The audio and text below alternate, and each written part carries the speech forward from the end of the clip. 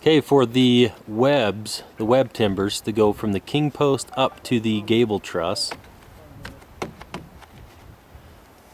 those should fit right in. Might need to take a rubber mallet, just tap it in a little bit. You can see the joints are nice and tight.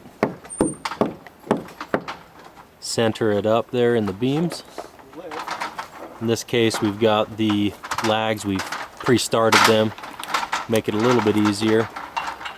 And here we'll use some 8-inch lags on these. Everything should be pre-drilled.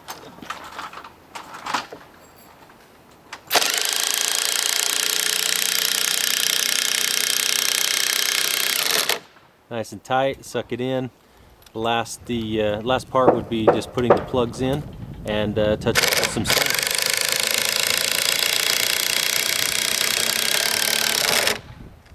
You'll repeat this process the next 3 times. 2 webs per king post on each side.